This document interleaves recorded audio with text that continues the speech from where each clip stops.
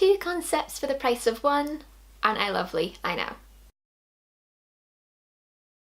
Hi guys, my name's Evie and today I am going to be talking about something a little different on my channel. To be fair, it is a topic that I have mentioned countless times over the years, but it's one that I've never really gone into in a lot of detail. I have type 1 diabetes. I was diagnosed back in October 1996, so I've had this condition for almost 22 years now, 21 and a half years to be exact. In all honesty, it's not something that I've really felt comfortable talking a lot about in the earlier stages of my YouTube channel, or in fact when I'm out and about with friends or with family, less so friends and family, because it's not something that I fully accepted myself, if that makes any sense at all. Over the past couple of years, I have finally started to accept the condition that I have, as crazy as that sounds after like 20 odd years of having it. I feel like I'm finally in a place where I can talk about it more openly, I can be a lot more open and honest about my control, and it's something that I want to make some content on. According to Diabetes UK, towards the end of 2016, there were 3.5 million diabetics living in the UK. There's also an estimated other million people who don't even know they have it yet. Diabetes certainly isn't a trend, but it is a hell of a trending topic right now. There is so much awareness going on about type 2. Bone of contention with me because obviously I'm in the minority here, which is why I want to raise as much awareness about type 1 as I possibly can. I am by no means medically qualified, so the content that I'll be creating will be based on my experiences of things that I've gone through, and I hope that it might help someone else. Today's video is probably going to be a little bit longer than the ones I would aim to create, and that's because I want to include two topics that have come to light for me really recently, things that I've experienced since the start of 2018. I did consider making them two videos, but I was literally just gonna change my outfit and sit back in front of the camera again, so to be honest, what was the point? The first of these concepts I have spoken about on this channel before, albeit briefly, and that is the FreeStyle Libre. If you're watching this video because you're diabetic, you are going to have to bear with me for about 30 seconds whilst I explain this to any of my followers or subscribers who are not diabetic, or someone who's just watching this video out of interest. If you have diabetes, you are expected to check your blood glucose multiple times a day. I'm talking before every meal, some people check post-meal. You have to do it before you go to bed, before you drive, before you exercise, after you exercise.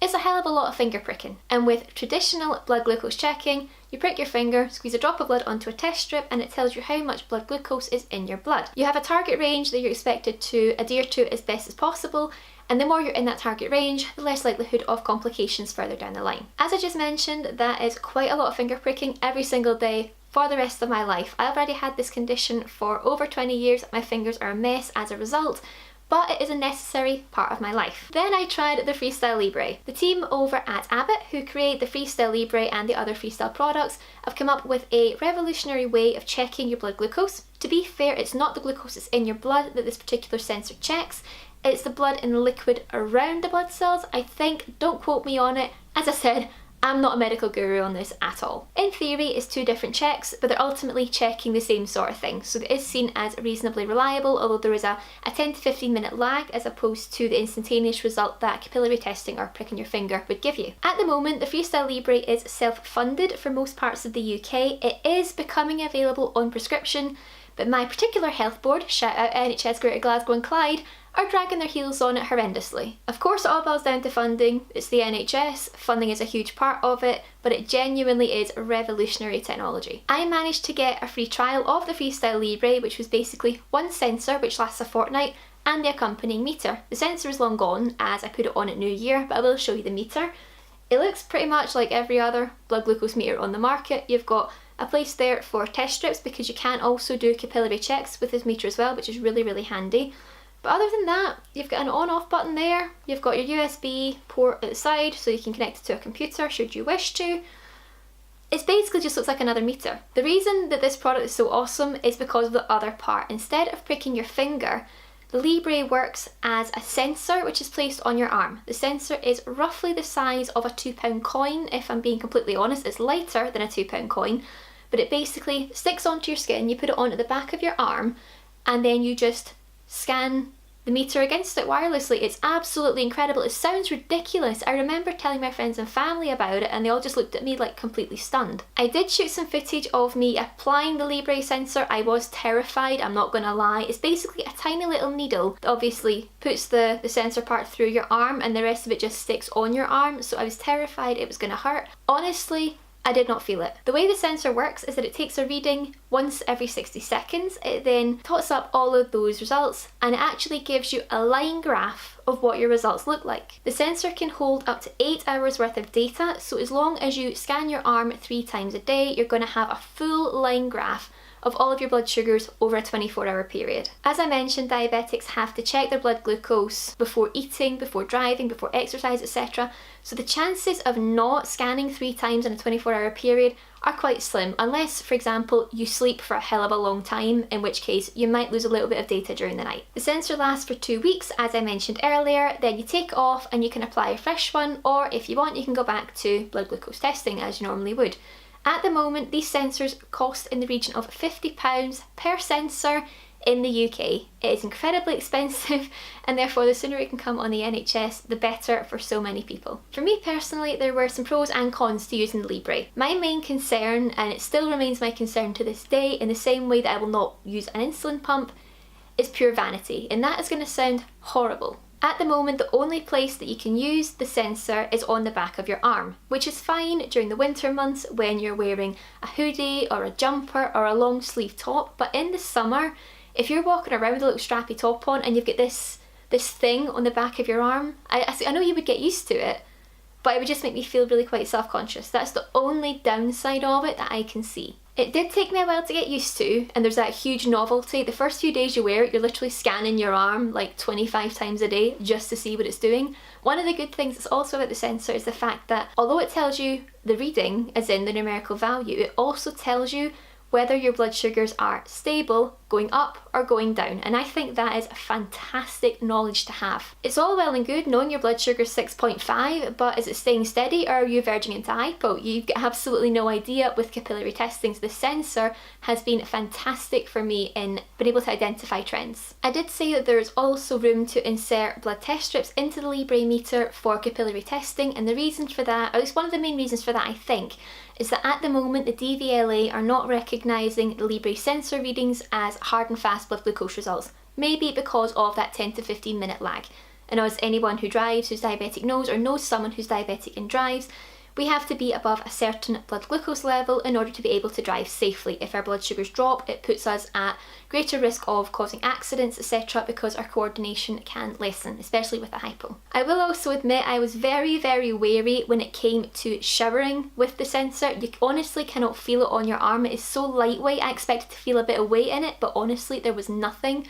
So I was very, very wary of bashing it. Although it's stuck on hard and fast, as I discovered when it came to try to take it off 2 weeks later, I was very wary of getting the adhesive wet in case it fell off in the shower, or if I accidentally bashed my arm when I was sleeping, because I toss and turn like you wouldn't believe when I'm in my bed. But honestly, I needn't have worried about it. I mean, I didn't take a bath in it. That's one thing I was wary of, was taking a bath with the sensor, but apparently it's absolutely fine. When it came to taking it off, I had serious issues getting that adhesive off. Oh my god. You would never think that an adhesive would stick to your skin so hard and fast as this did, but oh my god, it took me like 10 to 15 minutes of like trying to grab under the sensor to get this thing off my arm. It was completely stuck, which is in one sense is a good thing. On the other hand, if you are particularly sensitive to adhesives, then you might have a problem. The representative from Abbott also did say that some people with particularly oily or moist skin may have some problems with the adhesive because it will lessen with the moisture. I personally had neither of those problems, although admittedly I don't have either particularly moist or oily skin, so if you've got normal skin, if that's even a thing, then you should be absolutely fine. But what I found the most fascinating about the Libre, and the most useful in fact, was the data that it produced for me. Not only do you have this line graph on the meter, you can also import that to your PC, as I mentioned, with the USB port, and you can export 12-page reports for every fortnight period that you have the sensor on. From this data, I was able to identify that my blood sugars plummet during the night, something that I'd known for a while, but this just confirmed it in a hard and fast rule, that my blood sugars just went down, down, down, and I was waking up hypo.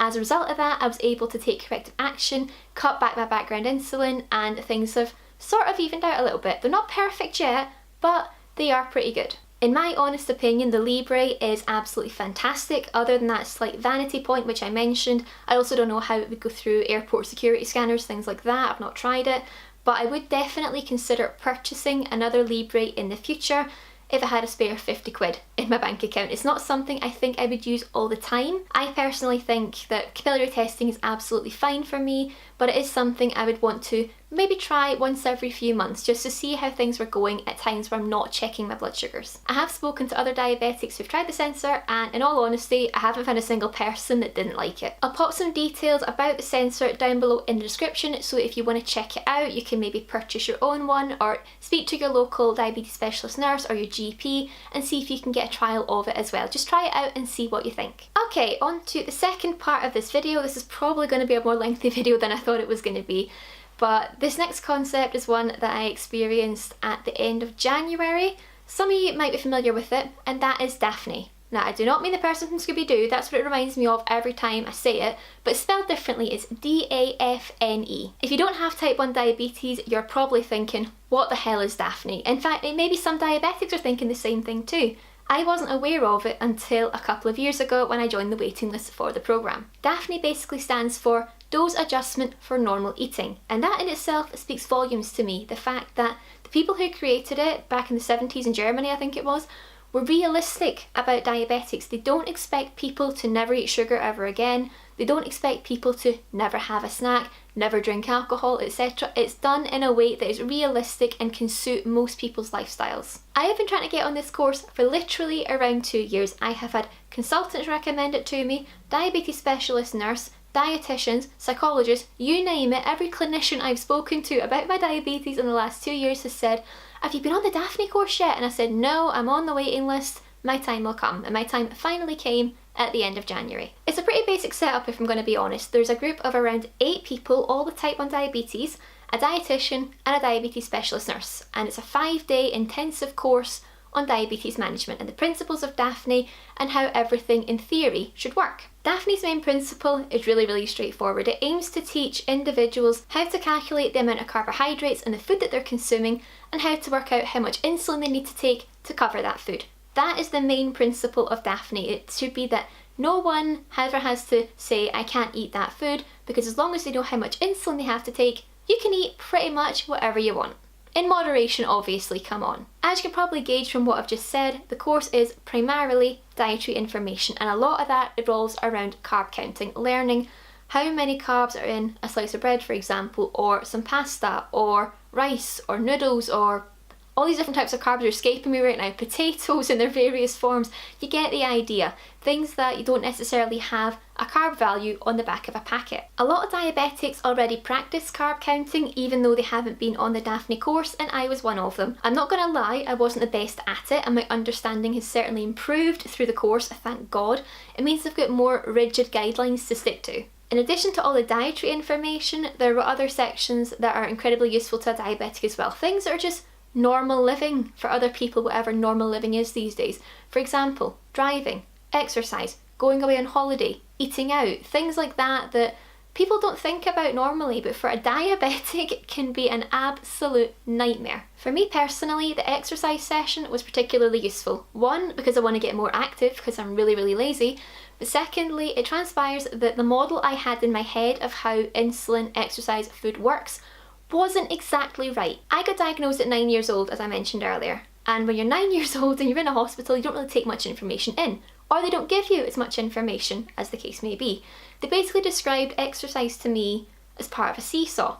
The seesaw is sitting level, that's just the level you're going to get with me, and they basically said food sits on one side of the seesaw and insulin and exercise sit on the other, aka insulin and exercise are going to bring your blood sugars down and food's going to put it up, which makes a lot of sense because your body's using energy, etc. However, what they failed to tell me, and I guess common sense went out the window at this point, is that your body has to have insulin in your body in order for the exercise to bring your blood sugars down, because it basically absorbs up the insulin and uses the insulin up faster. I never thought of it like that. And there's been so many years, we're talking like 20 years here, where I couldn't understand. I just thought I was unfit. No, I was going into muscle fatigue because I didn't have enough insulin in my body. It sounds mental, but it was just like a light bulb went off in my head during that session that week. It was just like, what the hell? One of the other sessions that I should probably mention, because it was particularly useful to me personally, is the one on pregnancy. Pregnancy and me are just, they're two completely different worlds at the moment, and it's something that I don't talk about very often because it upsets me so much. It's something that, up until that DAFNE course, literally the thought of me having a baby was enough to make me burst into tears. Again, for the non-diabetics or people who aren't necessarily familiar, if you have a high HbA1c, then there is a much higher risk of complications for both yourself and unborn baby, and in fact baby during the childbirth process, and it can become very, very dangerous. There can be all sorts of abnormalities that occur, and for me personally it's always been a very, very harsh, very raw subject to talk about, because the thought of my child having abnormalities as they grow up because of my own recklessness is something that I genuinely don't even want to think about. But I had a one-on-one session with the diabetes specialist nurse because I was the only female of childbearing age on my particular course, and I found it very, very helpful. I found out how much monitoring there would be if I became pregnant, if I decided to have a baby. They get involved straight away and they start monitoring things for me, and I attend the hospital like once every fortnight. It might even go down to once a week. And it was so, so reassuring to know that I was going to be looked after when I do decide to have a baby. I'm not pregnant now, just saying. The thought as well that there are other females out there who've struggled to get their HbA1c down low enough so that it was physically safe for them to have a baby, that really resonated with me, because it's the one thing that I'm afraid of. I'm well aware biological clock's ticking and all that shit, but it's something that I really do want to have at some point in the future. Again, not right now, but if I can start working on getting that HbA1c down, because it's going to take a while anyway, if it means I can have a baby and not have to adopt or anything like that, because I really, really want my own child, but it's something that at the moment it's not happening just now for a million reasons other than my diabetes, but there we go. Probably the most useful aspect of that entire week was being able to listen to, learn from and mix with other type 1 diabetics. Now prior to that week, I'd only ever spoken to one other type 1 diabetic at a time, which is fine, and I found those interactions incredibly therapeutic in a sense. But to go round a table of say 6 or 8 people and discuss how everyone discovered they had diabetes, everyone's diagnosis story was completely different, any issues that they've had, any complications they've had, any, I don't know, just any words of wisdom that we could share for each other. And honestly, I think every single person that attended that course for the full week got so much out of it. I think when you live with diabetes, you're living in your own little bubble, and you've got people around you who support you with it. Of course they do. I've got the most incredibly supportive family and friends, but no one truly gets it. In fact, half the staff don't truly get it because they don't have the condition. But honestly, the amount of empathy that I felt from that group that week it was honestly amazing. I had my follow-up appointment for the DAFNE course yesterday, so that was 6 weeks after I finished. They've rechecked my HbA1c, I'm just waiting on the results to come back. I think it's going to have gone up rather than down. Just for reference for anyone that's watching that knows diabetes, my HbA1c is currently 70. Not ideal, not the best, not the worst, but could definitely be improved substantially. I'm thinking it's going to have gone up rather than down because of some changes that I've made to my insulin regime. For example, during the DAFNE course, I changed my background insulin from once a day Tresiba to twice a day Levemir, which, because I was basically going hypo during the night, as I mentioned earlier with the Libre. Turns out that's why, so we've taken me off Tresiba completely and put me back onto Levemir, which is fine.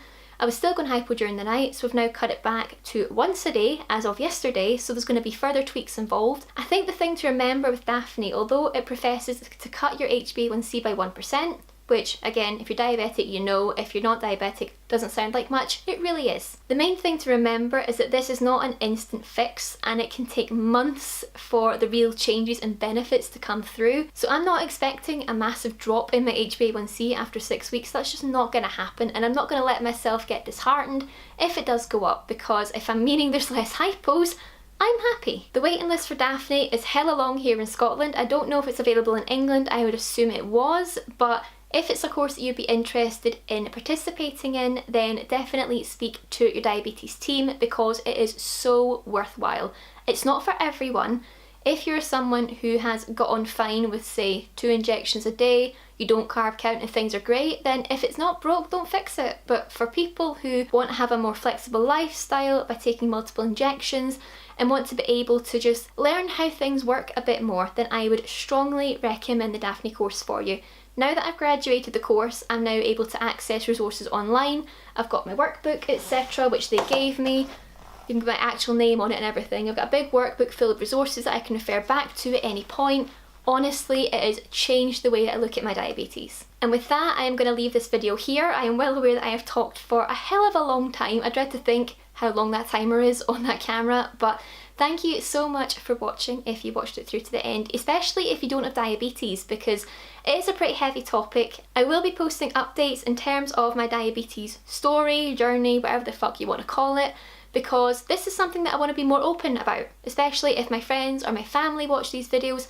They'll understand what I'm going through. It's not a case of she can't eat this, she can't do that, she can do whatever the hell she wants as long as she's taking her insulin. So thank you so much for watching. Please give this video a thumbs up if you liked it.